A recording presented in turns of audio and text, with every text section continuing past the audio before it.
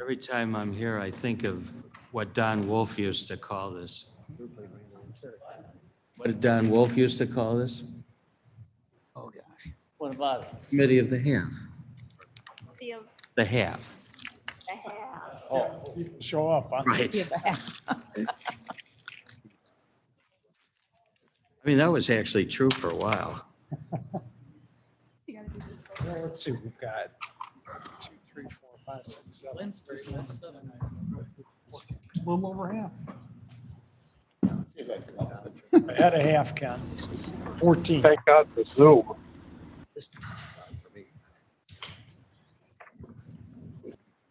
you see Dundee had to hire their manager back. Oh, did they? Yeah. I hadn't heard the latest. It was in the paper. 5-1. Well, that's not The board, surprising. that the board told him. Are those the magic rules for the new money? This is some of it. Some of it, I'd Well, say. I was gonna say, wow, I can't believe they distilled it down to, Yeah. No, the final rule is 150 pages. So this is just the compliance and reporting. And this, it's, I don't Guidance. know, 35 pages, something like that. So, yeah, this just came out the other day. So helps give us a lot more understanding of things we have to do and parameters, the things we can do. I just put up, I always have one on reserve. I just took out one yesterday. She's a runner. Oh, yeah, I do. Oh, sure.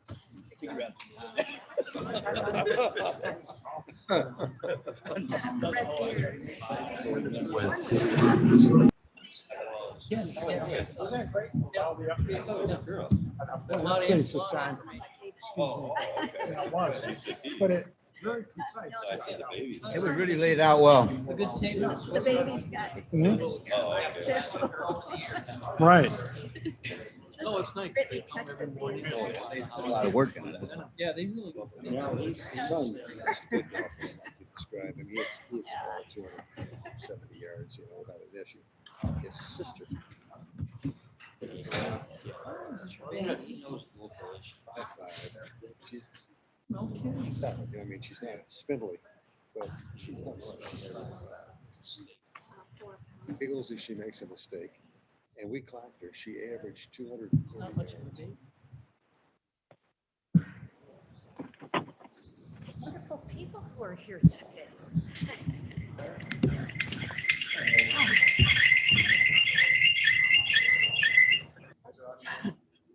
Yeah.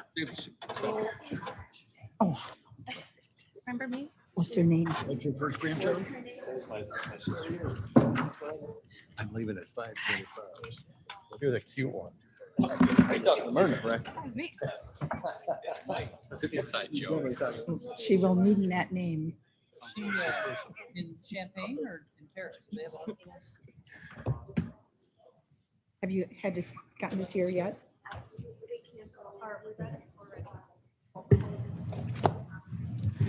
Good afternoon. The hour of 4:02 has arrived, and I'd like to call the Kane County Committee of the Whole meeting of June 22nd, 2021 to order. Clerk, would you please call the roll? Allen. Bates. Here. Berman. Berman here. Brown. Here. Davis. Davis here. Ford. Thank you. Ford. Here. Bras. Here. Iqbal. Iqbal present. Gums. Gums here. Kenyon. Here. a Caius. Vice President. Kobe. Kobe's present. Leonard. Leonard here. Lewis. Lewis here. Martin. Martin present. Molina. Molina present. Sanchez. Sanchez here. Shepro. Shepro here. Silva. Strathman. Staffman here. Sturgis. Sturgis here. Tepe. Tepe here. Wonicky. Present. Huron. You have a quorum. Oh, wonderful, fantastic. Could we all please stand for the Pledge of Allegiance and Mr. Brown? Flag of the United States of America and to the republic for which it stands, one nation under God, indivisible, with liberty or justice for all. Very good.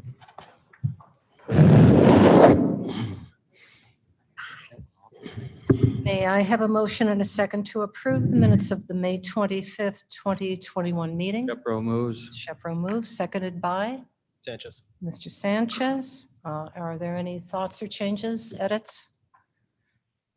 Seeing none, and seeing none online. Clerk, please call the roll. Allen. Bates. Bates, aye. Berman. Berman, yes. Brown. Yes. Davis. Davis, yes. Ford. Froz. Yes. Iqbal. Iqbal, yes. Gums. Gums, yes. Kenyon. Yes. Caius.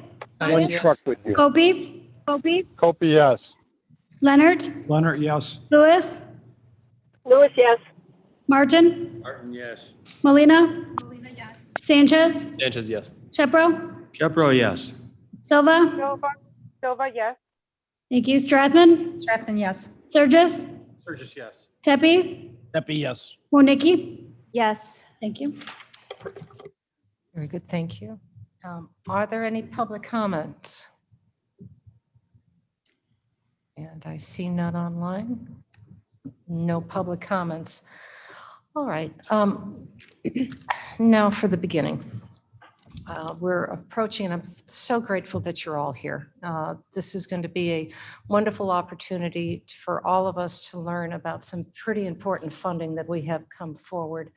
And I want to assure you, as Mr. Sanchez begins his work on chairing the task force, the ARP committee, and task force committee, that all of your input is going to be needed, necessary, and wanted. And we even have a volunteer. Done. It starts. And it starts to reach out to your community members and to bring their thoughts and their concerns from your specific communities to this committee for their review and input. But that will be discussed further as we go through the guidance on how this money, this ultimately of about approximately $103 million, can be effectively spent. I just received additional guidance that came through the Treasury, through NACO, in my inbox today. And I just want to share the very first paragraph with you, which gives a very brief and good summary of where we were and where we're going to be going through today. On March 11th of this year, the American Rescue Plan Act was signed into law and established the Coronavirus State Fiscal Recovery Fund and Coronavirus Local Fiscal Recovery Funds, which together make up the Coronavirus State and Local Fiscal Recovery Funds program.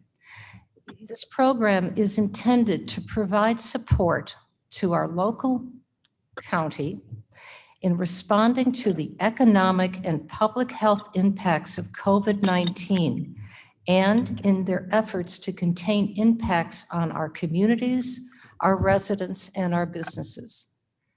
So that is what we have to look for on how we spend this $103 million. The money is not ours. It is our county's. It belongs to our constituents. And your 24 ideas and thoughts and concerns all have to be focused on what is best for our community members, how it's best going to affect them both in the short and long term. This is one-shot funding, and with this money, we can do an awful lot of good. So with that, I'd like to bring up Vince, and he's going to present a PowerPoint, and then after that, Joe Onsick will be presenting the financial impact of what we have to look at as well. Thank you. Good afternoon. My name is Vincent Coyle. I'm with the Kane County State's Attorney's Office. I just want to go through an overview of the American Rescue Plan Act and the funds or the uses of those funds generally. If we could go to the next slide. Madam Chair, in her, the paragraph that she read kind of went over this slide. As you heard, you'll be receiving a little over $103 million. That will be made in 2 tranches. The first payment has already been received in the first half. The second half will be made next year, May of 2022. Next slide, please. We could go back. All right, so if we could go forward 1 slide. Looks like we're missing a slide. So the American Rescue Plan Act is broken down into 4 different categories in which the funding can be used for. The first is to respond to public health emergency with regarding COVID-19 or its negative economic impact. The second category is to provide premium pay to eligible workers performing essential work. The third category is recoupment of lost revenue due to the COVID-19 public emergency. And last is investments in water, sewer, broadband infrastructure. All right, if we could go to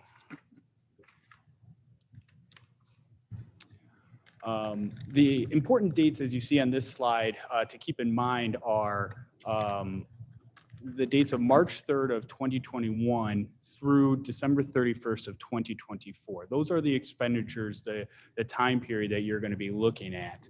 But keep in mind that you may have projects that extend past 2024, which is fine, as long as the expenditures are incurred by that December 31st, 2024 date. If you can go to the next slide. What can these funds be used for? I went through those 4 categories. If you could go to the next slide. And those are the ones listed here under the Act. If we can go to the next slide. So the U.S. Department of Treasury has issued some guidance as to what falls under those 4 categories. And the main guidance that they've issued is the interim final rule. That's pretty much the Bible as it in regards to what the uses can be or the funds can be used for. Since the interim final rule has come out on May 17th of 2021, the Treasury has updated that with frequently asked questions and answers to those. And then also, as Madam Chair has indicated, the latest guidance came out last Friday, which is compliance and reporting guidance. So those are the 3 main things that we're looking at in terms of looking how you can use the money from the American Rescue Plan funds. If you can go to the next slide. So I want to take you through those 4 categories. They are different, and the money can be used in, may be used in one category, but not the other. So that first category that I went over was responding to COVID-19 or its negative impact. And it's kind of broken up into 2 different subcategories here. The first being responding to COVID-19. And as you can tell, there's 3 areas that the Treasury has indicated in their interim final rule. Mitigation and prevention pretty much sounds exactly what it is regarding COVID-19. That includes vaccination programs, medical expenses, testing, contract tracing, support for isolation or quarantine, public health surveillance, support for vulnerable populations to access medical or public health services, enhanced public health data systems, and capital investments in public facilities to meet pandemic operation needs. Then you have behavioral health care, and that deals with mental health issues and substance abuse. The Treasury has indicated that mental health and substance abuse has been impacted greatly by the pandemic. So under this category, that does allow funding to go to those areas of need. And then also in responding to COVID-19 is payroll and benefits. Unlike the CARES Act, there is a little bit of a difference when it comes to using the funds under this act as it did to the CARES Act. And if you could go to the next slide. So the eligible payroll expenses are listed here on this slide: public safety, public health, healthcare, human services, and similar employees under that act, different than the coronavirus relief fund in that you can use the funds to the extent that the employee's time is dedicated to responding to the COVID-19 public health emergency.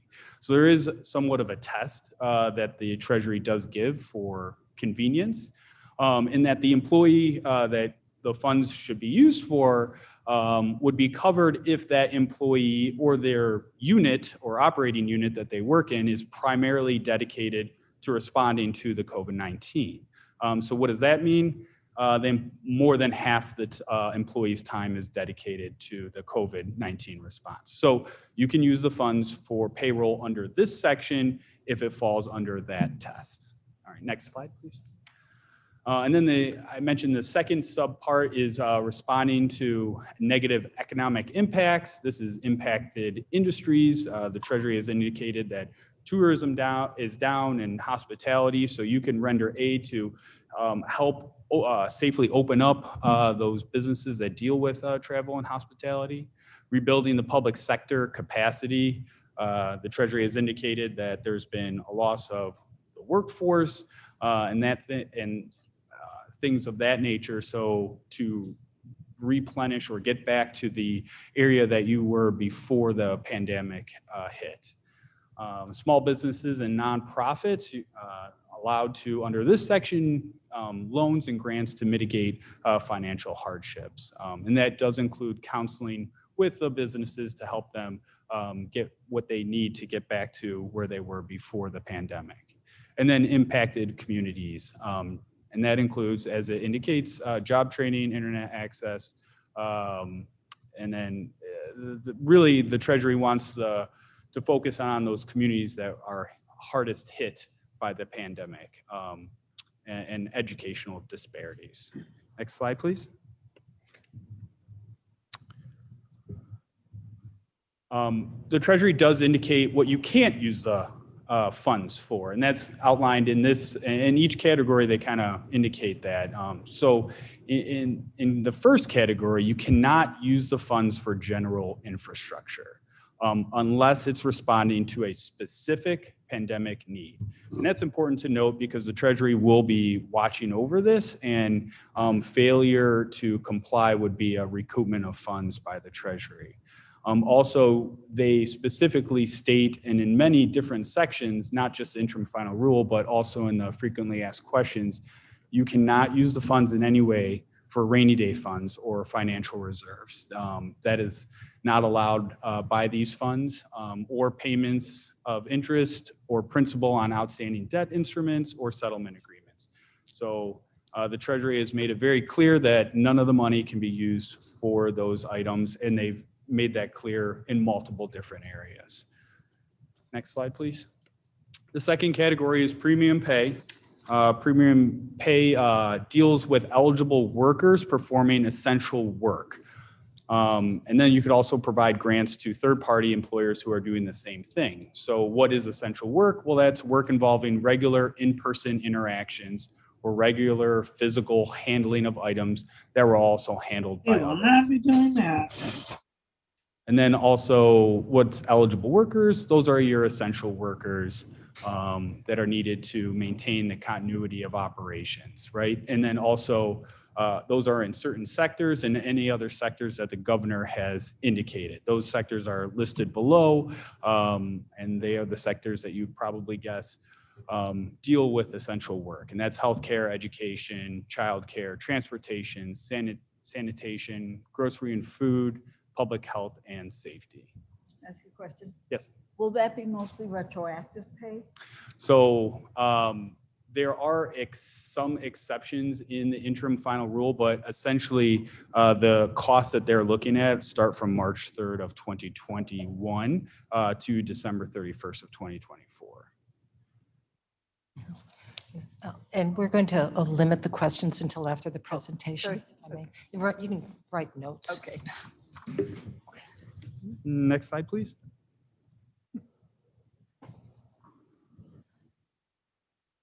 Again, this category comes with the don'ts. You cannot use this money for employees who worked telework from their residence. They really just want you to focus on those essential workers that are doing work that are hands-on. Next slide, please. Recoupment of revenue. This section allows for the recoupment of revenue losses experienced due to COVID-19 public health emergency. So what the Treasury has done is they came up with a formula to calculate the loss that each county has experienced. Instead of each county going to the Treasury and individually saying how much they've lost in revenue, they came up with this formula, and if it fits under that formula, then that money that was lost is considered due to the COVID-19 public health emergency. And the uses under this are pretty broad. They need to be used for government services. That's the thing to keep in mind here. And the uses are not an exhaustive list, but some of the examples that they do put in the section are maintenance of infrastructure or pay-go spending for building new infrastructure. That includes roads, modernization of cybersecurity, health services, environmental remediation, school or educational services, and the provision of police, fire, and other public safety services. So there's going to be a certain amount based on this formula of revenue lost. Based on that, whatever that number is, you can use that money under this section for government services, if that makes sense. And if we can go to the next slide. This chart is a illustration that was taken right from the interim final rule that the Treasury has put out.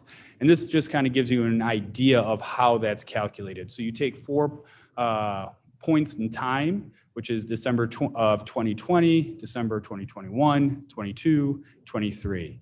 And you used 2019. I believe our fiscal year ends November 30th. So keep in mind when that says June 19th, this is just for illustration purposes. Use 2019 as your base year and then calculate a 4.1 increase out there off of that to determine how much revenue you actually lost. Based on that number is the number that you are capped at using for recoupment of revenue. So whatever that amount is, and I believe Joe Onzik will have a better idea of the numbers for you in his presentation of how much money can be used under Section C or Category C of the Act. You go to the next slide, please. Some of the don'ts that are outside, again, paying interest or principal on outstanding debt, rainy day funds, reserve funds, settlements, or judgments. So this section, Section C, is going to be your broadest category in use of funds because it's the money of revenue that was lost that's calculated by the formula that you can use for government services. And the interim final report gives pretty broad allowance for the use of the funds under this section. You can go to the next slide, please. And then the last category is water, sewer, and broadband infrastructure. And again, just a note, nowhere in this last section does it talk about general infrastructure. Again, any ideas or thoughts about general infrastructure should be looked at critically, just because the Treasury has not indicated that is one of the uses that can be used in the Act. However, there is water and sewer, and really generally focusing on improving the water quality and addressing water pollution. They gave a bunch of examples of projects under that category, which include improving and repairing wastewater treatment plants. I know the interim final rule does indicate dealing with lead pipe abatement. That is an issue that they have identified as something that that could be addressed with these funds. And then there's also the broadband infrastructure, and that includes really getting Wi-Fi internet access to those who are either underserved or not served at all. And the Treasury did indicate that if the funds are used to prioritize the investment in fiber optic infrastructure, because it does need to be adequate speeds if that is going to be an undertaking that this county wishes to pursue. If we can go to the next slide. Madam Chair, just a general, what would control non-point sources of pollution? I don't know what that means. Agriculture. Oh, sorry, thank Leave it you. alone. It's a sacred cow, Got it. literally. Moo. So these projects under this, what to take away from this slide is to know that these projects are going to be big and extensive, and the Treasury understands that, and they're going to ask that the county provide public transparency on these types of projects. And specifically that second point, to provide public transparency on whether the projects are using practices that promote on-time and on-budget delivery. The Treasury will seek information from recipients on their workforce plans and practices related to water, sewer, and broadband projects undertaken with the ARP funds. So keep that in mind, that the Treasury is going to be reviewing everything, every big project that is submitted. The Treasury did indicate that we are not allowed to submit any projects ahead of time to see if there's approval. So really you have to go off the guidance that is given in those 3 items that I discussed earlier on. If you can go to the next slide, please. Jepro, what does it mean when it says that Treasury encourages it? I mean, is there anything specific that they're doing to encouraging it other than just saying that? They, in the interim final report, they do give a lot of statistics and that sort of background information, and then they encourage, they just simply say that we encourage this to be done. And just but doesn't related to that, because I've been thinking about that through this whole thing, on the continuum of administrative law, what is an interim final rule? That's a good question. And can we hold that and then we can talk about that as we get through the The questions? trouble is that it doesn't fit with what's being talked about, but that's fine. I'll just hold that. And to your point, in my reading of it, lead pipe abatement has been encouraged, highly encouraged. Several times it was mentioned because of the impact it has on families and children who may have lead. So that's important. And also the broadband infrastructure was one of those encouraged for counties to I consider. just wondered legally what encourage meant. That's the word that they use. So encouraged. yeah, exactly. Just a plain meaning, I guess. So under this, as I described before about general infrastructure, it's generally not allowed. But as I also mentioned, it may fit under one category and not another. So when you're talking about buildings or general infrastructure, it may fit under a couple different categories. So under category C was that recoupment of lost revenue. That gives you the broadest range of use of funds. So you may be able to spend money under that category for general infrastructure as it goes to maintenance of infrastructure or pay-go spending for building of new infrastructure. Also look at it under category A. If you're responding to a public, a specific pandemic related issue. So if it's a building that's dealing with vaccination, then yes, of course, you could use the general infrastructure for that because you're responding to a specific COVID-19 issue. So generally infrastructure, they shy away from, but there are a couple different ways that you could fall under these 2 categories for infrastructure outside of water, sewer, and broadband projects. Next slide, please.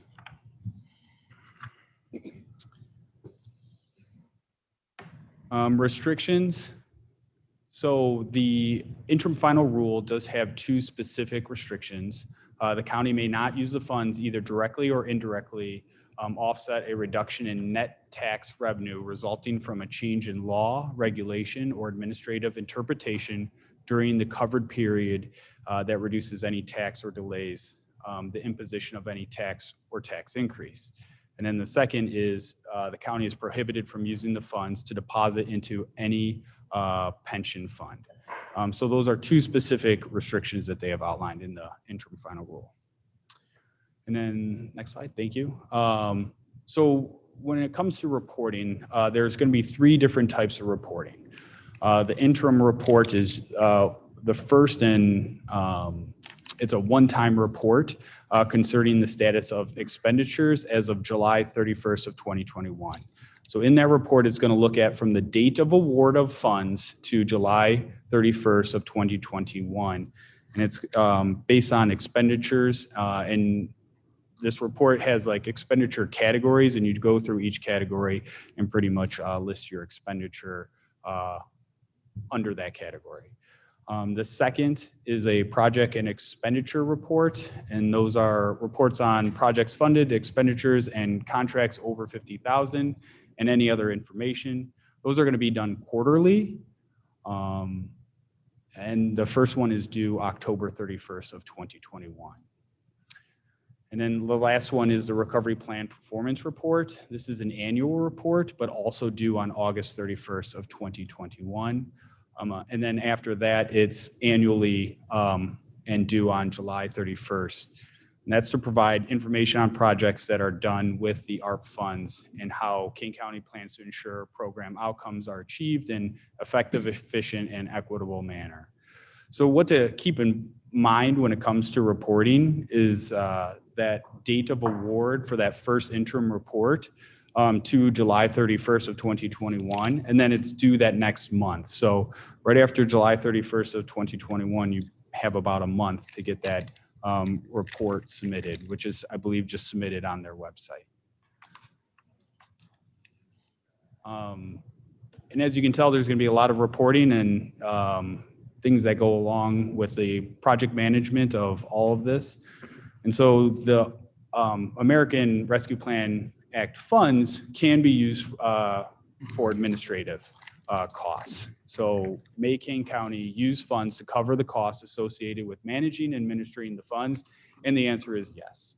The Treasury has indicated that Kane County may use funds to administer these, including payroll and benefits for employees and costs of consultants to support effective management and oversight, including consultation for ensuring compliance with legal, regulatory, and other requirements. And we would recommend that a consultant be done given such a huge undertaking with all these reports that are due and many different projects that could be submitted. Next slide, please. So what to do next? What are the next steps? So I believe there's going to be a committee meeting in July. And so some of the things to start in that committee meeting is the discussion and decision-making process for administration of ARP funds and the implementation of those projects. Discuss the staffing needs and authorize RFQs, RFPs, and job postings for the ARP administration consultants and additional county staff that might be needed given the amount of funds that we're getting. Discuss a resolution for recoupment of the 2020 lost revenue. As I indicated in that category C, there is a formula that needs to be submitted to the Treasury. So the first year that you would want to try to calculate would be year 2020. And then discuss any resolution for reimbursement of county payroll and other expenses. And again, it's from March 3rd, 2021 until, as of right now, June 30th of 2021. And then keep in mind those report dates that are coming up, August 31st of 2021, the interim report date, and then the recovery plan performance report, which is also due. Slide. right, any questions now? Yes, Mr. Martin? I have a couple of questions here. First off, relative to Microphone? our ability to spend money for COVID-related activities in the part of the county, we funded what we anticipated to be our COVID-related activities with last year's federal money. So, and obviously to the degree we have more, that would, at least in my mind, qualify. But if we in fact have adequate money put aside for the anticipated expenses, then we don't, that's not a category we could spend money on, right? That would be a better policy. Yeah, I mean, you have the funds to go under those. But if we already have the money, we don't have a need. Correct. If you don't need to spend money in that Okay. area, then. All right, then the second thing is, one of the problems we ran into on the first distribution was that, and use aid to small business as an example. What the committee intended to do with that money was to make it available to the various municipalities who are closer to their constituents, closer to the business community within their towns, and let them distribute it. We were advised by our consultants that we couldn't, that we would have audit issues if we delegated that authority to a third party. And so then we assumed, as best we could, the distribution of those monies to the local businesses. For example, here, lead pipe, water connections. We don't provide sewer and water, so that money is going to have to be distributed to municipalities. And the question is, can we do it safely? And without, this audit issue haunted us the first time around, because every time it seemed like the committee had a good idea, we ran into audit issues. And the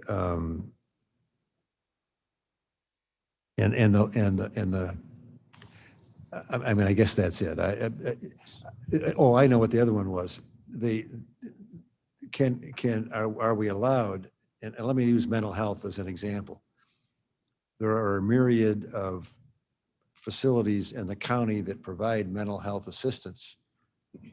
Can we give money to third parties who will be providing that service, or are we obligated to provide that service as a county? So to answer your first question, or I guess generally both questions, you can transfer funds. Yes. So I give money, I distribute money to you, okay? Who's accountable for the appropriate expenditures? The county on the hook if you, instead of spending the money on mental health, buy cars for all of your employees? Are we on the hook for that? Yes, the county would be responsible since it's their funds that they are transferring to oversee the project and also report to the treasury. So the answer would be yes. So the answer would be, we need to do it like we distributed money to the municipalities, where they provide us a budget. And then we have the budget approved, and once it's approved, then we distribute money. Right. Again, the county would be the one responsible for overseeing the project and then reporting. So yes. Okay. Ms. Silva? Melina, I'm so sorry. You're right, stranger. So a couple questions regarding the funds. Can we have a snapshot of other municipalities within our county that have been given funds? I know places like Aurora probably received their own funding.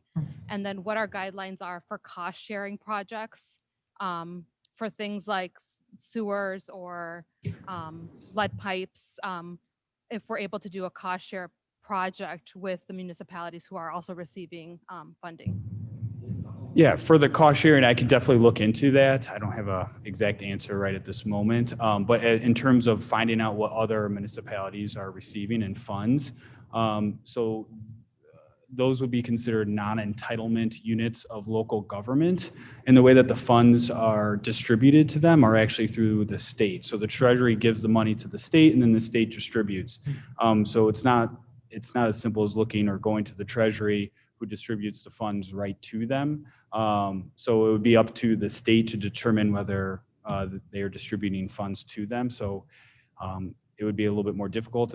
We could try to find that information out, but It's available. It's public knowledge. available. It's public knowledge.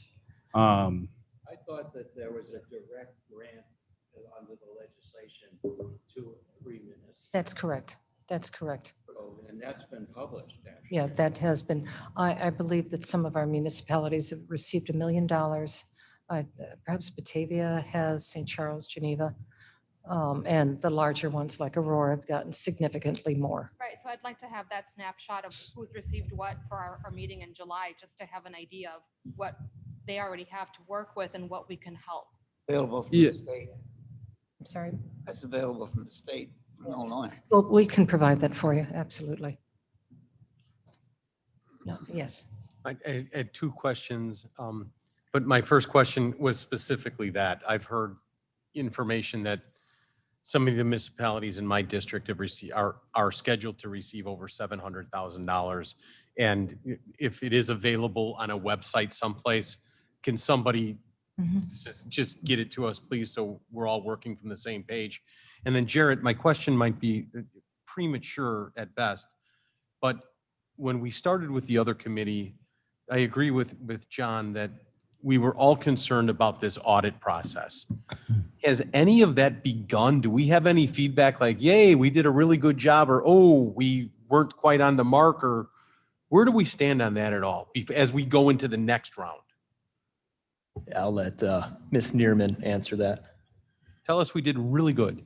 That process has not started yet. There we go. Okay. Not even sure the final rules have been issued yet on the audit process. We were waiting for those. Okay, thank you We so still much. have some monies left to spend, a small amount of monies left to spend under the CARES Act. Really? Yeah, Michelle, is that something that we don't expect that to happen for, like, don't hold your breath, it's, it'll be 5 years out, or is that, I mean, just set expectations, just, No, we would hope to wrap up audit responsibilities by the end of the year. oh, really? Okay, thank you so much. Yeah, good.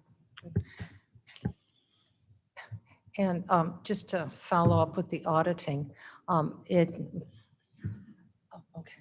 Oh, Fabiola's online. Why doesn't she finish the response? Fabiola, please. Oh, yes. Good afternoon, Madam Chair. Yes, I wanted to echo what Michelle had just commented on. It's a process that we're working through, but so far, what we have submitted has been, we've dotted all our I's and crossed all our T's. So we've done a good job so far. Woohoo! And then as a follow-up, as we take a look at our own expenditures that are reimbursable, that has to also be audited. So they will only accept an audited report for those expenditures. And then we can reimburse ourselves. So it's going to be the same paper trail. Yes, Mr.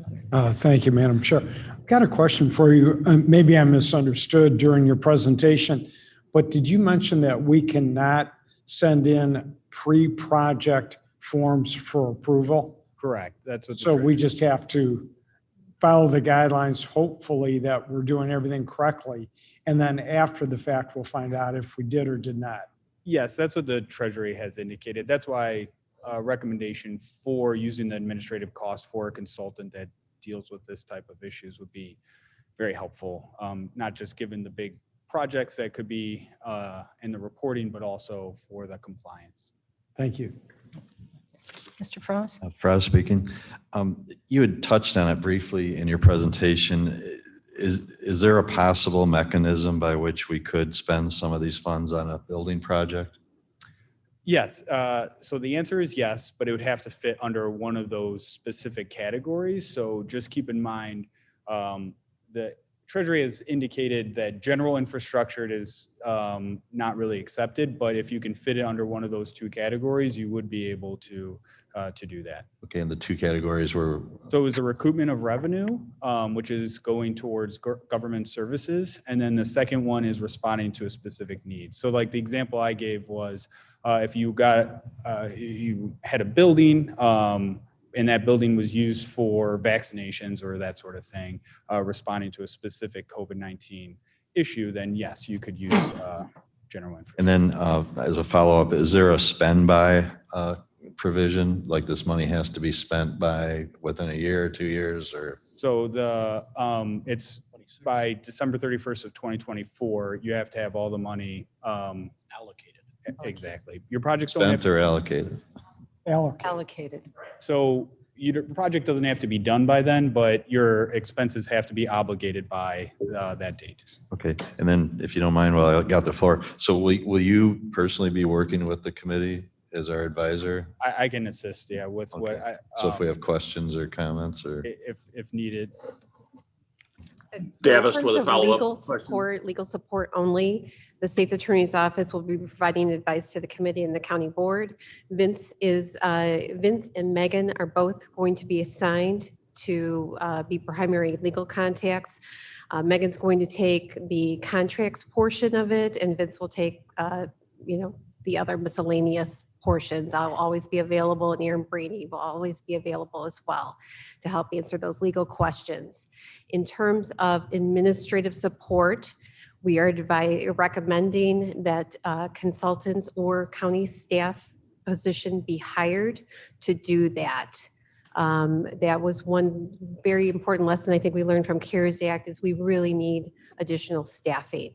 And I think especially if we're talking about infrastructure programs, et cetera, it's going to be really important to have someone here on site that can do a lot of basically grant administration work. There are consultants such as KEB, whom we used last time, that do sort of have the extra staffing that can be thrown at grant administration types of projects, in addition to fulfilling the financial and auditing components as well. Okay, and then just lastly, can we be sure that the PowerPoint is available to us? Because it'd be nice to be able to refer back to that, probably save us. Absolutely. We'll Oh, make yeah. sure that that gets distributed via email to everyone. Thank you. Yep, absolutely. And if I can remind the board, had Jane sent you, was it yesterday, from NACO, a report specifically for counties on how the money should be spent and steward? I would suggest that you print that and use that and refer to that, because it will go into much more detail than the PowerPoint. The PowerPoint is a fantastic outline, but if you want to know specific details to reference, I would highly suggest that you refer back to that document. So make sure you bookmark it. You'll find it to be very useful. Davis with a question. Yeah, Mr. Shepard and Mr. Davos, and I think were there any other questions over there? I was actually going to mention that Ms. Bates had a question earlier, and I didn't know if it got answered. It was about payroll being retroactive. And I think, was that answered appropriately? I know the interim final rule does have some exceptions that I'll have to look into, but generally the costs you're looking at are between March 3rd of 2021 and December 31st of 2024. But I'll have to take a look more specifically as it relates to the But payroll. it would be retroactive only to March of this year. Correct. And not retroactive to some other. And that's what I got to just double check on if it's past that date, because I thought there was some provision in the interim final rule that talked about that, but generally, yeah, back to March 3rd. But we are able to accept loss revenue, and perhaps Joe, Mr. Onzik can help us with that, starting from 2020, correct? Correct. That's how the formula is calculated in determining the loss of revenue. Okay, and that would go from January from 2020 to December 31st of 2020. It's on an annual basis. Correct. Okay. Mr. Davos? Hi, thank you. Vince, back to what Mr. Fraz had brought up, I think we're on the same wavelength there. Would a capital project have to be standalone within the category that qualifies, or can a portion of, can it be, prorated and have a portion of the project qualify? I would answer that whatever funds are being used to purchase or whatever that you be able to justify in one of those two categories. I understand where you're going. And I would have to do some more research on that specifically, but whatever money you receive has to go into those two categories. Otherwise, the Treasury will ask for recoupment. Sure. And Thank you. then the one last thing that perhaps you did not cover, as we go through this final reporting and present that report to the Treasurer on August 31st, that also has to be documented and to be put up on the front page of our website, so that the community, all of our citizens, have an accounting of where our expenses are and what we're planning on spending this money on. So that is a requirement of this, and this is unique because that was not required under the CARES Act. So we will be carefully monitored. Madam Chair? Yes, Mr. Brown Brown. has And a then- question. Vincent, correct me if I'm wrong, but I believe the document that Madam Chair referred to that just got sent out, I read through it, and maybe I'm mistaken on this, but aren't the infrastructure projects that are a possibility for being reimbursed or paid for, wasn't there some stipulation in there that they had to have been planned prior a certain date, that they can't be something that we now say, hey, let's take a look at doing this and get that paid for out of these funds? I'll take a look at that. I didn't see that specifically in my review, but I will review that to see if that has to be already planned. Okay. And the other, just a quick question. I think the officer that we've got sitting at the front door to make sure that people check their temperature and for quite some time monitored how many people were coming in and wearing their face mask, his payroll would be reimbursable, correct? As long as it's dedicated to the COVID-19 response, yes. And once those funds are used up, then they're used up. Right, thank you. As long as it meets the guidelines. I'm sorry? As long as it meets the guidelines of the timeframes. Right. Mr. Shepra. Thank you, Madam Chair.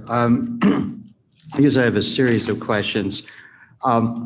Do I understand that the recoupment of revenue, we can't just say, we're taking this money because we lost $1 million and that's recoupment?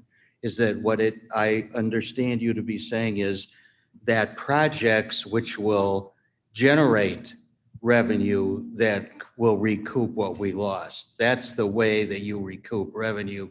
You can't just write yourself a check for what you think the lost revenue is. Correct. So the Treasury has issued a formula to determine what is lost revenue. And if under this formula you come up with, let's say, $5 million that was lost revenue, it is considered to be due to the pandemic. So then you can use that capped money at $5 million for government services how you see fit. I don't know if that answers your question. Well, all right. I mean, it doesn't have to be a new project. You can use it to cover money that you previously, well, but it would have to relate to revenue and not just expense, right? Correct. Yeah, it doesn't have to be a new project. It can be towards current. I guess I'd go back to my question about what exactly is an interim final regulation. And I think I didn't take administrative law in law school, so I'm not really up on that.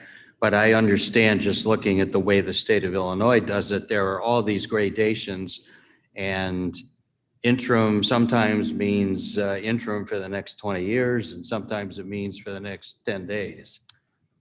And I understand your question, and I agree with it. I don't know why they chose to, because yes, it's an interim final rule. So it seems to be. I mean, some of the things you said indicate that they are going to for additional guidance or regulations. So under federal law, your agencies are given this opportunity to issue interim final rules and skip over. The federal rules in general have a more elaborate rulemaking process. But in some cases, the practical nature of the matter doesn't allow for that extended rulemaking process. So in this case, governments were given this money and they need to know how to spend it right away. So the Treasury then issues this interim final rule. It has the force of law. It is enforceable. However, they're also giving the option of, hey, we might need to change this at some point.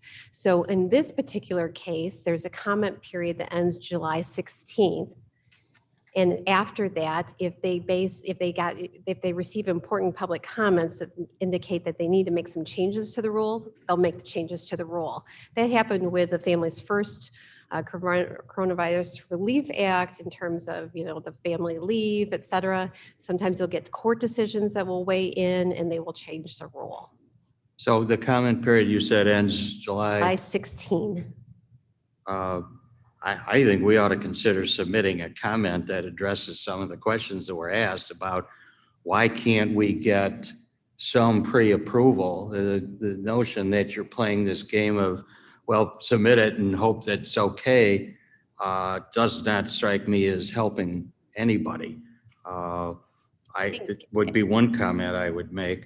I think the practical nature of that is that the Treasury is not going to be able to respond to every municipality, county, every entity that's trying to spend this money in a timely fashion. And you're going to end up, it's going to be 2024 and you haven't. But as you know, like with EPA permits, there are categories where they can say if you meet these 5 criteria, and I mean, maybe it's just an argument over what level of detail, but it just seems to be, as we've all alluded to, what do we do? I mean, it's our risk if we're wrong, and that limits what we can do.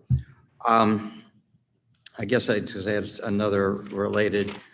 Okay, so on slide 13, I think one of the indicated uses was that it could be used for police and fire.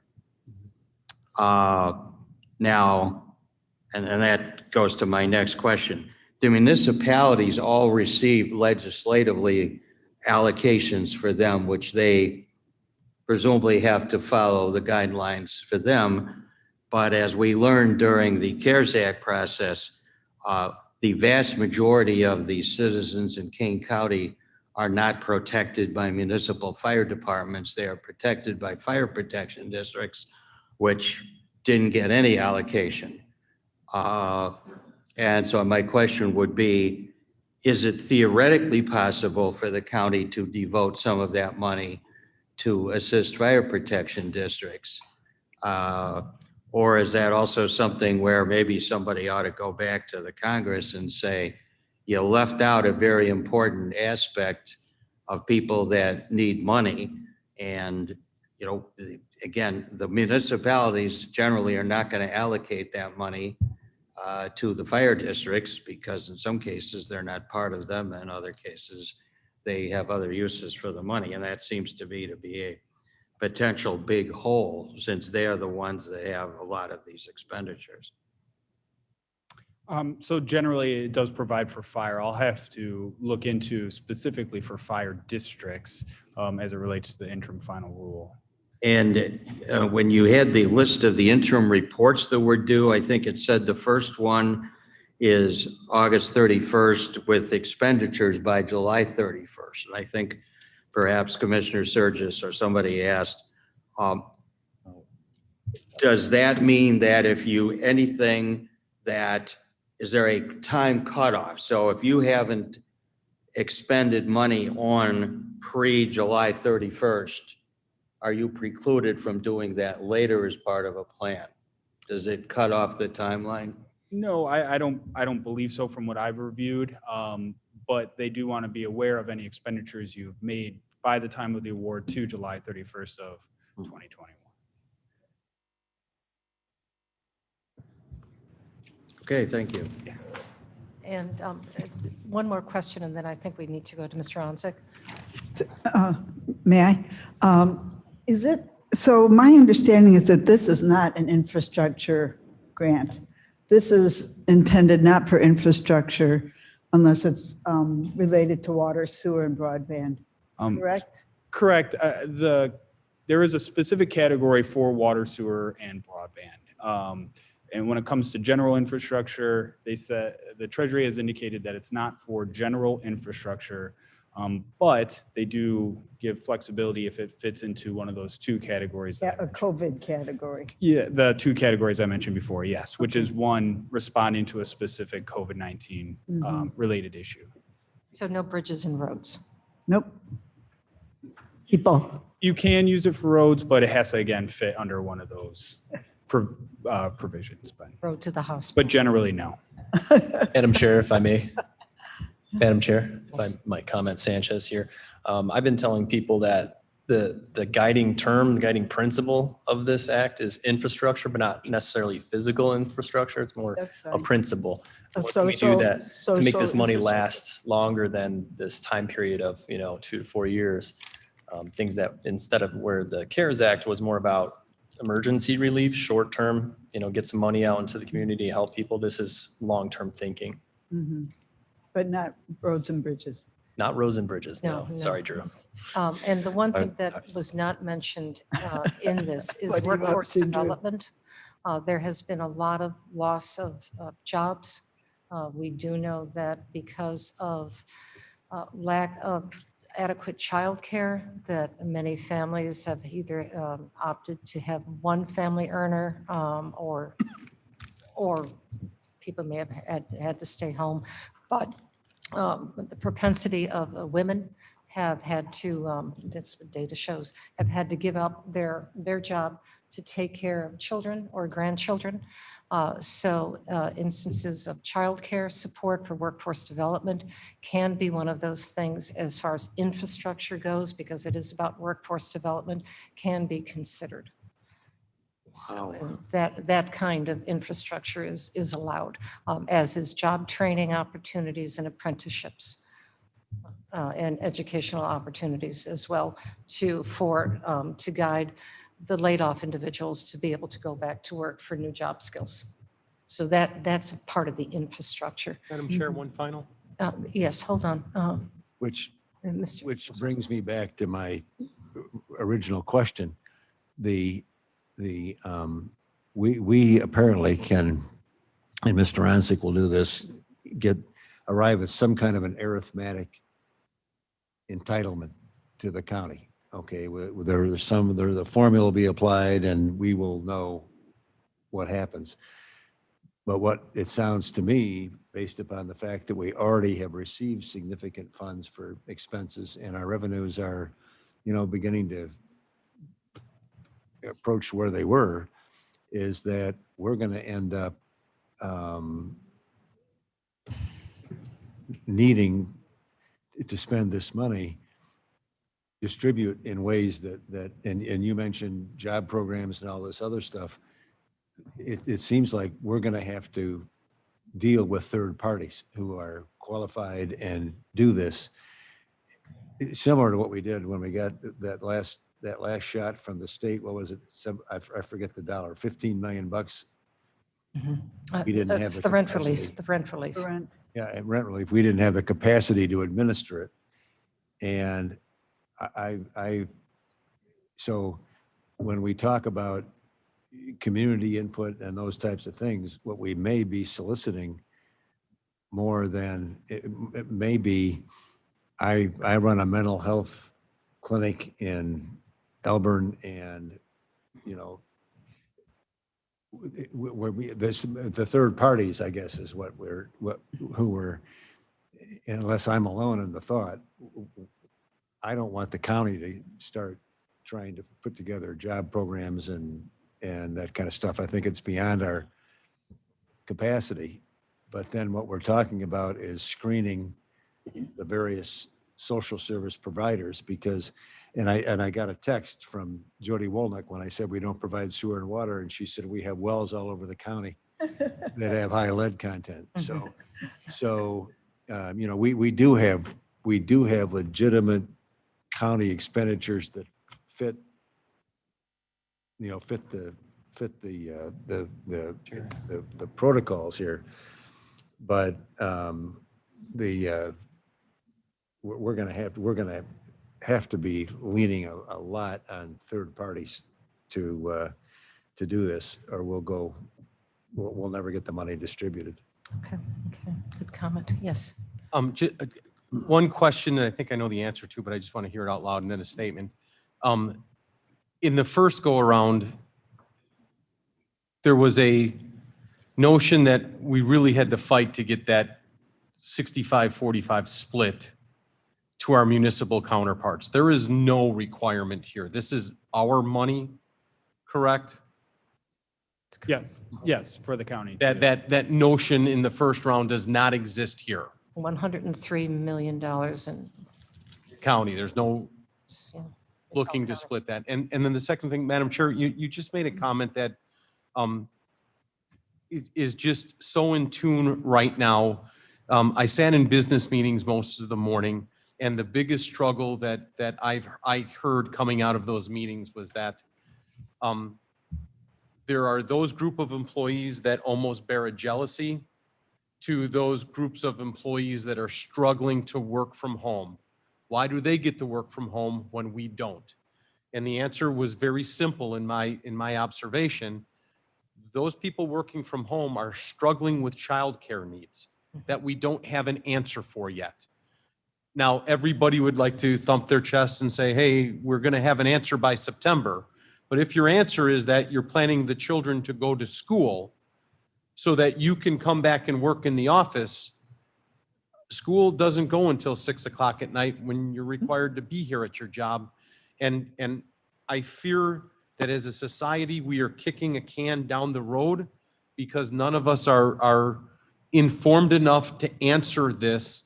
And your statement about the childcare needs of the workforce right now is probably the most real thing that I'm encountering on a daily basis. And I just want that every family, man, woman, grandparents, aunts, uncles, everybody is rolling up their sleeves trying to make this happen. Nobody understands the rules or ramifications. And I am truly nervous that when school starts, people are going to view that as we found our solution. And that, I will suggest to you, is not a solution. It's a great Band-Aid, but it's not a solution. And we need to continue to address that. Thank you. Thank you. If there's no other comments, Mr. Onsick? Thank you. Thank you.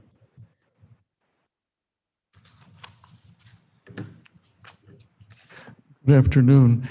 I had prepared a presentation for you that would help give you an idea of what the estimated reimbursements would be.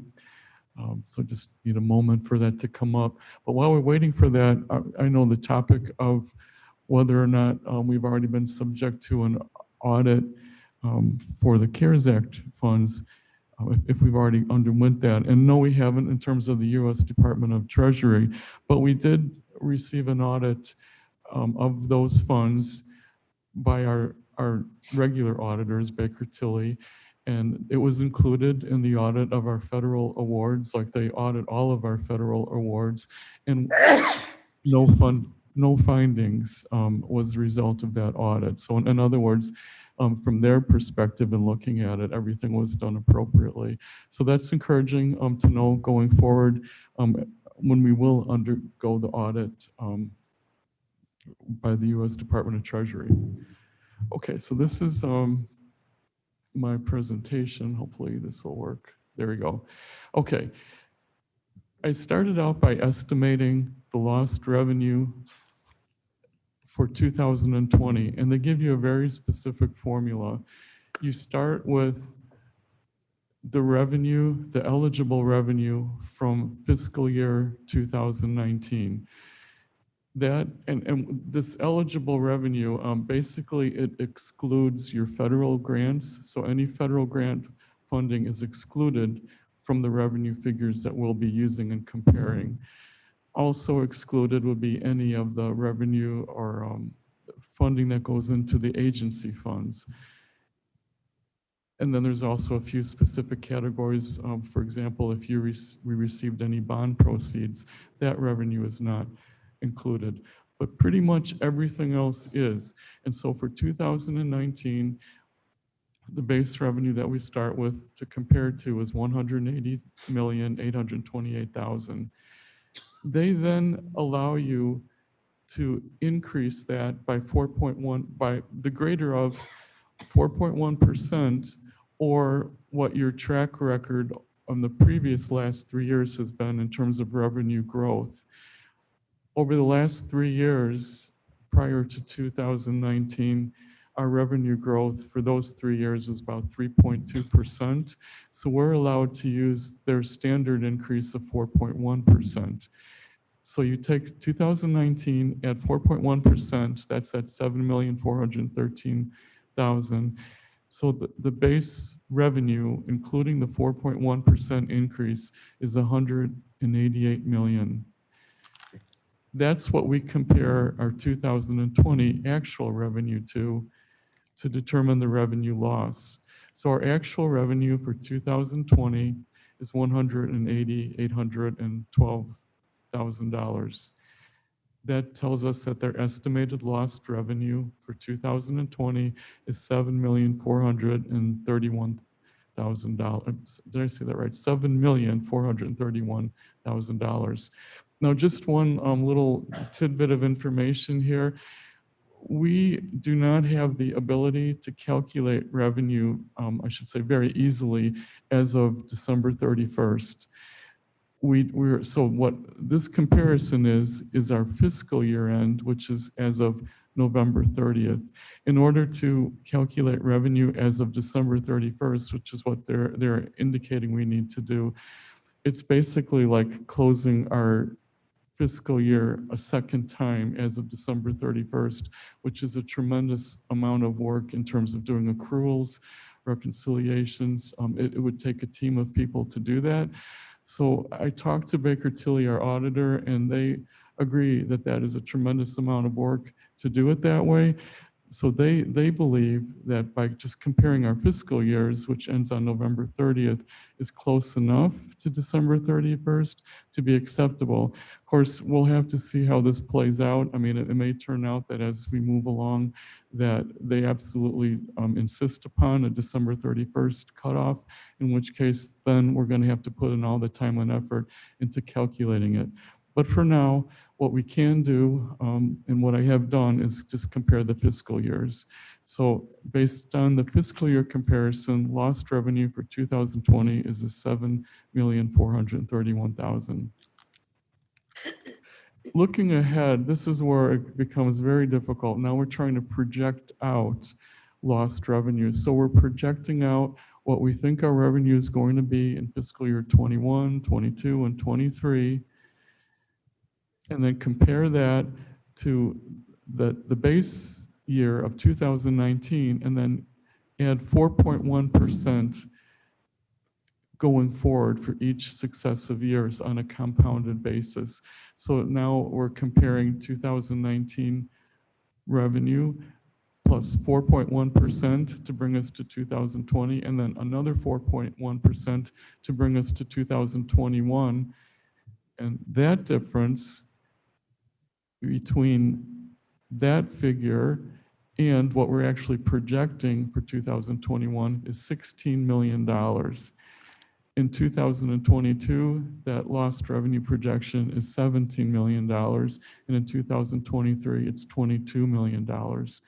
Those are very large numbers, and this is all based on projections.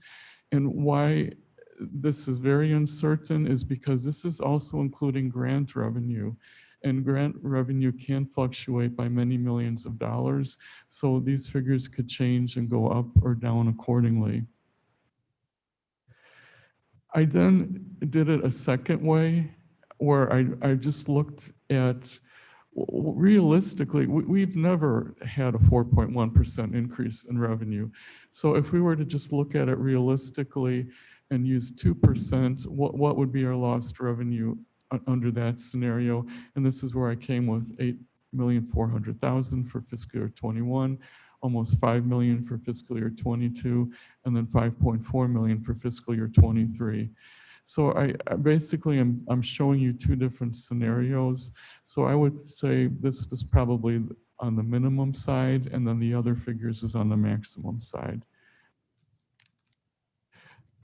The public safety reimbursable personnel expense. I did ask Sheriff Hain to help me with this. So what he did was he went through each of his employees in the public safety area, and quarter by quarter, he indicated which employees would have more than 50% of their time dedicated to responding to or mitigating the impact of COVID-19. So on that basis, then I then calculated the expense of those employees. So for the first year through December 31, 2021, we have $11.2 million of expense. Next year, 7.4 million. The following year, almost $1 million. And then in 2024, it's another $1 million. I did factor a 2% increase of expense, just assuming that that would be the minimum increase in terms of wages. So again, this is just an estimate, but I think it's fairly close based on what we know now of what the expense will be. And this includes pension expense, health insurance expense, as well as wages. On the public health side, what we looking for here is just those employees who were more than 50% dedicated or anticipated to be more than 50% dedicated to responding to COVID-19, who are not already covered under grants. Because as you know, much of the health department funding is from grants. So they provided these figures for me. So it's 278,000 and for this year, 80,000, the next year, 82,000, and then 83,000. So these figures are not very high because most of their payroll expense is expected to be funded by grant revenue. Now, this is just a summary then, putting all these things together. So I guess if you focus on the last column, which is total, so under scenario 1, where we're looking at the most revenue loss using their 4.1%, that's almost $63 million of the $103 million that we could set aside for lost revenue. Just because we can and are allowed to doesn't mean we have to, but that would be the amount that would be allowable, assuming the projections are correct, which is a big assumption. Then I plugged in from there the public safety personnel total expense of $20,600,000, the public health personnel expense of $523,000, and then also there's the cost of the mass vaccination sites, which are a specific allowable cost for these funds. There is a resolution going to Finance Committee meeting tomorrow morning, which has this figure in it, in which it's being proposed that this amount be taken out of the American Rescue Plan funding, since it is a specifically allowable cost. So I added that into this summary as well. So that leaves us with almost $18 million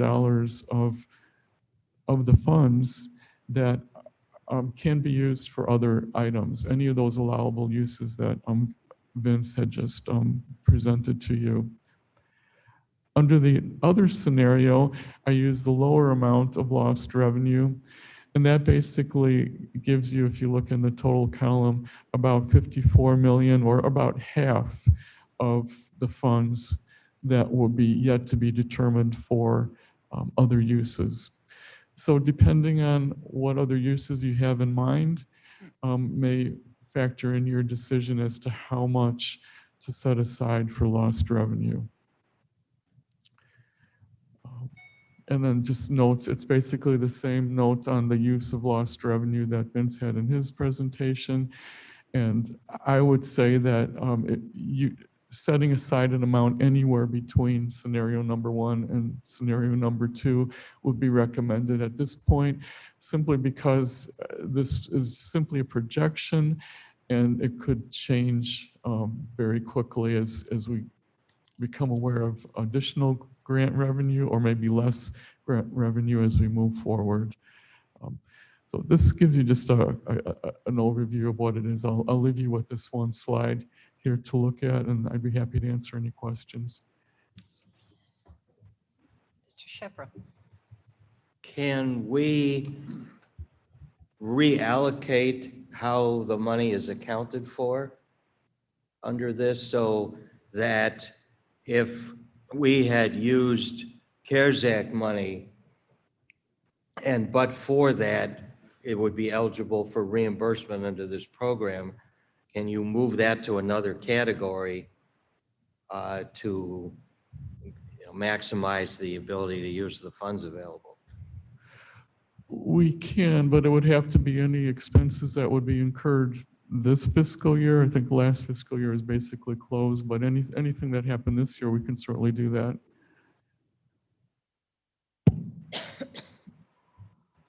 Mr. Frost. Frost speaking.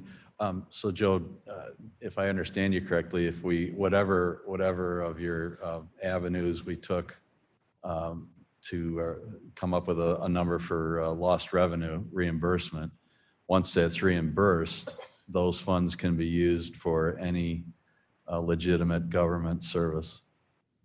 Yeah, so this is like step one, and then step two is once we do receive the amount for lost revenues, is then to make a decision how to use those funds. So once we reimburse ourselves for lost revenue, it's kind of back in the budget and can be used for any legitimate government service. Yes. But not coroners buildings. We already got one. So as I mentioned, the money has to go out the door. It cannot go into a rainy day fund.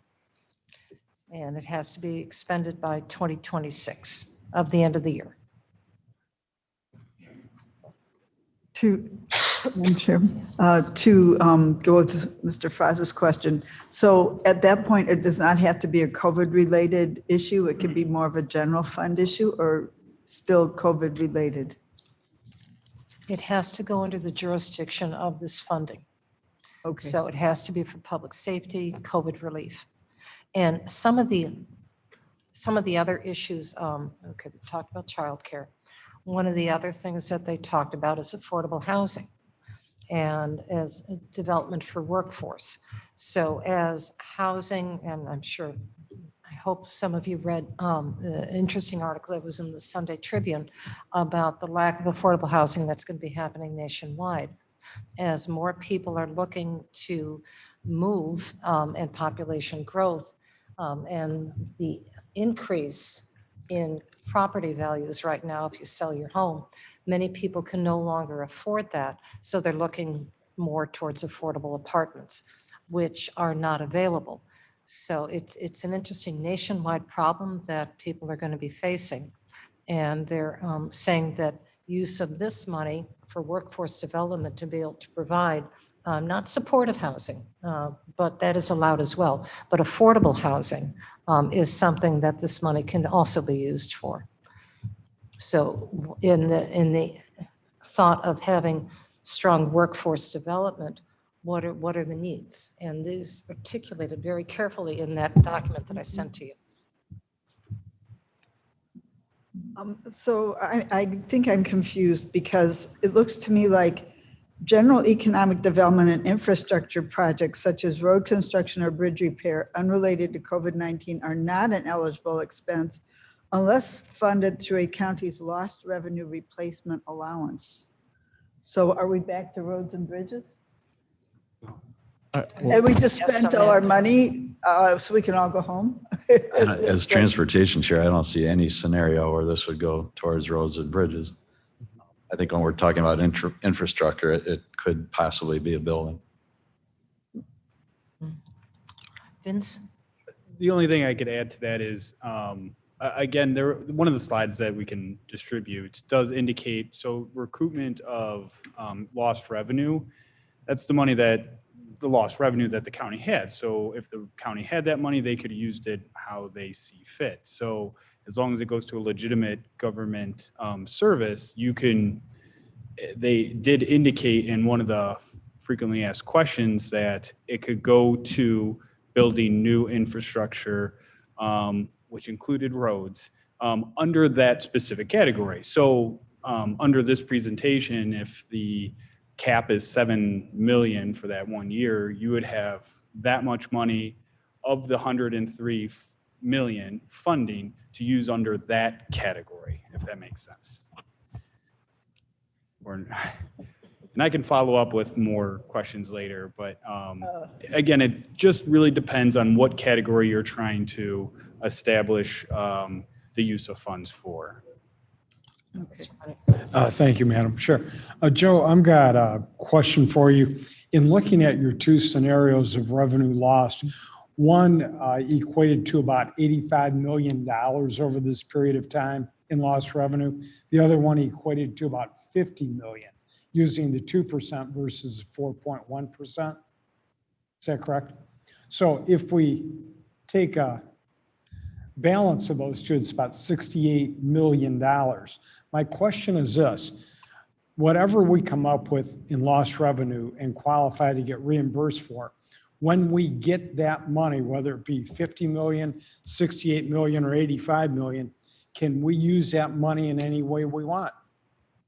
Well, I would say what I did was on this last slide here, this is a quote from what Vince had referred to as far as a frequently asked question. So reimbursement for lost revenue must be used for provision of government services.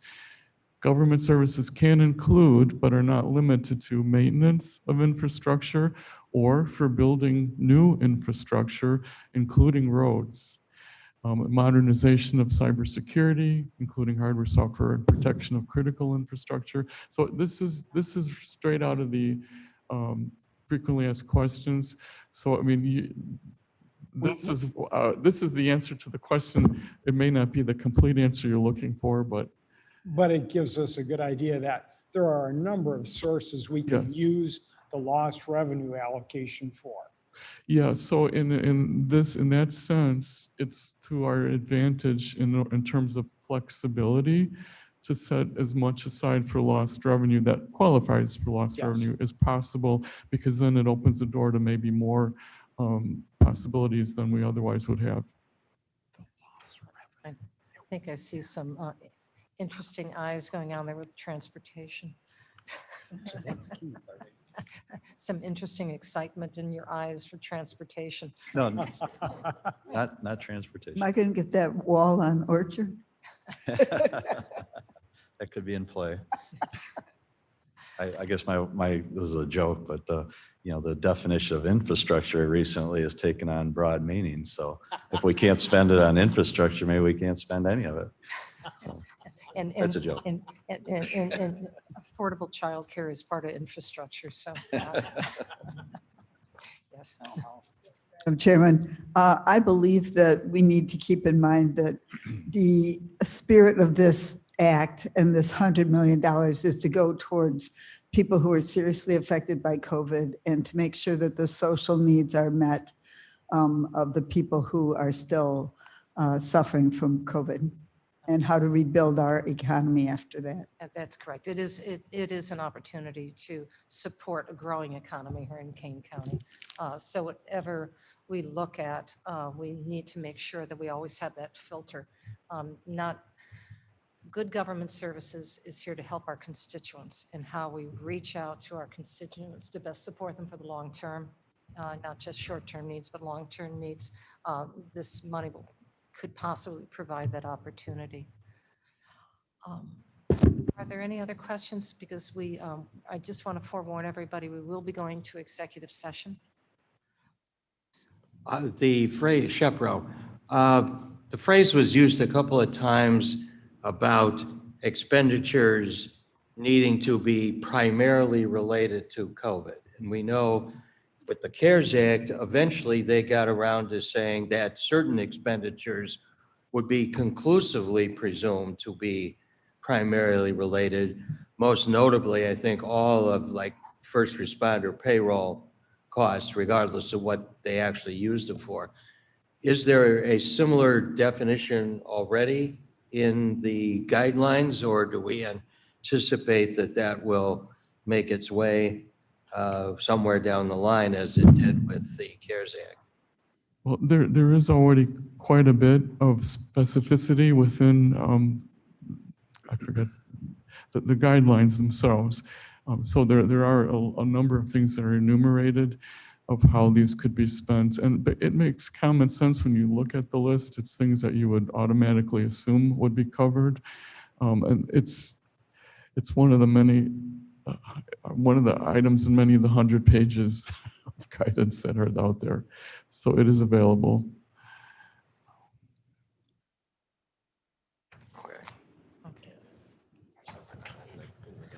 Any other questions?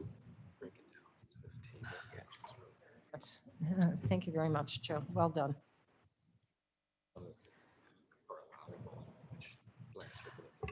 As I mentioned, we will now have a need to go into executive session. May I please have a motion for a closed session for the purposes of discussing dismissal of a specific employee and pending litigation before an administrative tribunal? So moved. Wonecki seconds. And Mr. Winicky seconds. You know, you live in interesting times. Allen, Allen, aye. Bates, Yes. Berman, Berman, yes. Brown, Yes. Davis. Davis. Davis, yes. Ford. Froz, Yes. Iqbal, Iqbal, yes. Gomes. Yes. Kenyon, Yes. Caius, Caius, yes. Opie, Copy, yes. Leonard, Lewis, Martin, Molina, Molina, yes. Sanchez, Yes. Shepro, Present. Silva, Yes. Strathman, Yes. Surgis, Yes. Tepe, Yes. Wonecki. Yes. Thank you. All right, we are now in closed. Hello, everybody. Just give me a moment to get us safely in the closed session. I will be sending an invite to those online. Please accept.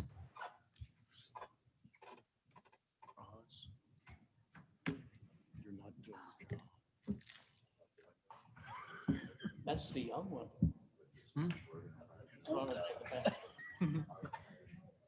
That's infrastructure. When he gets older. Yeah. Then you have to start thinking about what you drink when before you go to meetings. Yes. Cut down on the coffee. Yeah.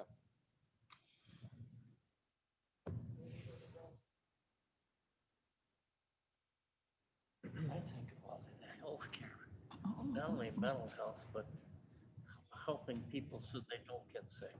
Yeah. You know, Preventative. well, you got tests for colon tests, you got tests for breast cancer, things like that. But, you know, your health is the most important thing you got. You know, school districts are falling all over themselves to give away food. Yeah. Go get some of that once. Sure. We have difficulties. It's Cold outside. Gold on high. Yes, good, healthy food, isn't it? Yeah. They have employees who work half a day. I just told Tubby we're gonna But- get $1 million automatic shade for the door.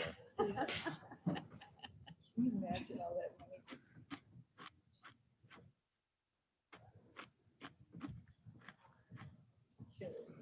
And here, try West Kid get daycare. Did you put money in the meter? I did put money in. Yes. Oh, how you guys sit that long without, you nuts. Get that fixed, you know. Dude. We're trying to strengthen ourselves. Yeah. Call me weak. I'm sharing Yeah, this. you need a camel bladder. Yeah, dude, not happening. I didn't want to join Well, that me. coffee you drink all day long, that's the problem. Actually, a drug called Farxiga. I'm sharing this, but it's good. I didn't press join. No more questions. You've gone the limit.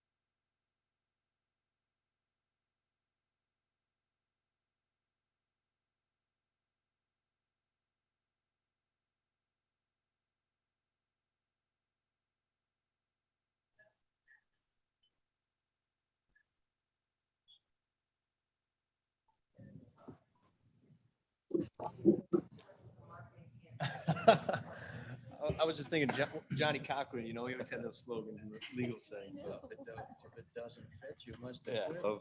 Yeah, anything you put on a bumper sticker is always fun. But yes, I think you're right. Love Bill. Love Johnny Cochran.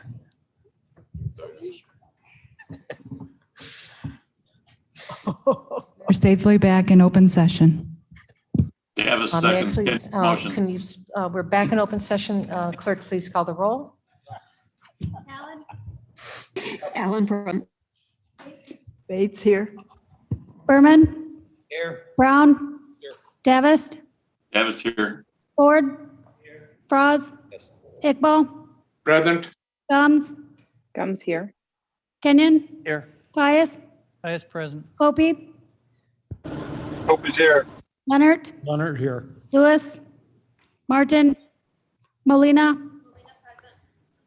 Sanchez, Sanchez here. Shepro, Shepro present. Silva, Silva here. Strathman, Strathman here. Sturgis, Tepe, Dumpy here. Onicki. Present. All right, we are now in open session. May I have a motion and a second to adjourn? We adjourned, Madam Chairman. Adjourn. And do I- He's the Davis pain. second. He's the pain. Davos, is that you second? Yes. Okay, very good. Long way to go. Uh, Or do you have a meeting? Motion is made and seconded. Motion, Aye. aye. Aye. Aye. Great evening, everybody. Motion passes.